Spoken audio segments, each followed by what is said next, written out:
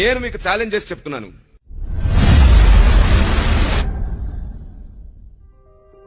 ఎంతకాలం ప్రాస్పరిటీ వెంట పరిగెడతారు? ప్రాసెస్ వెంట పరిగెత్తండి, ప్రాస్పరిటీ మీ వెంట పరిగెత్తుకొస్తుంది. ఆమేన్. పరిశుద్ధాత్ముడు అలాగే నియమించాడు. దేవుని చట్టమదే, పరలోక రాజ్యంలో దేవుని చట్టమదే. ఎవరైనా ఆజ్ఞలు, ఎవరైనా ఆలోచనలు, ఎవరైనా జ్ఞానము, ఎవరైనా వాక్యమును వెంబడిస్తారు వారికి అన్ని సమకూడేటట్లు నిర్ణయించి పెట్టాడు ఆయన. మొదట నా నీతిని రాజ్యమును వెతకండి, అటు తర్వాత అన్ని మీకు కలుగునన్నాడు ఆయన. మనం ఏం చేస్తాం తెలుసా? అన్ని వెతికేసి నీతి రాజ్యం వెతికి చచ్చిపోతాం. ఎంత దారుణం చూడండి. సాతాను ప్లాన్ కూడా అదే. నేను ఎప్పుడు ఎవరిని పర్సనల్ గా ఛాలెంజ్ చేయలేదు, మీరు యూట్యూబ్ లో కూడా చూసారు. ఎప్పుడు ఎవరి మీద పర్సనల్ ఛాలెంజ్ చేయను. నేను భక్తి జీవితానికి సంబంధించి ఛాలెంజ్ చేస్తున్నాను.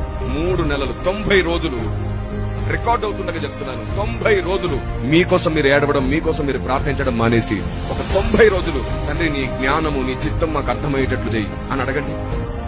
మందిరానికి వచ్చినా సరే వాక్యం వినేటప్పుడు కూడా ప్రభువా నీ జ్ఞానము, నీ చిత్తము, నీ ఆలోచన మాకు అర్థమయ్యేటట్టు చేయి ప్రభువా అని అడగండి. మీ వ్యాధులు, బాధలు, కష్టాలు అన్నిటి గురించి ప్రార్థన చేయడం మానేసి 90 రోజులు నేను చనిపోక ముందే ఏమేం తెలుసుకోవాలి అవన్నీ నాకు అర్థమయ్యేటట్లు చేయి ప్రభు అని అడగండి. 90 రోజుల్లో నువ్వు చేస్తున్న ప్రార్థన ఎంత ఒత్తిడి వచ్చిన, ఎన్ని పరిస్థితులకు కూడా నువ్వు లోనవ్వకుండా దేవుని జ్ఞానం కొరకు, దేవుని నీతి రాజ్యం కొరకే ప్రార్థన చేసి చూడు. నువ్వు ఆశ్చర్యపోతావు. ఈ 90 రోజులు గడిచేలోపు నువ్వు ప్రార్థన చేయకుండానే నీ సమస్యలు వాటికవే తొలగిపోవడం నువ్వు కల్లారా చూస్తావు.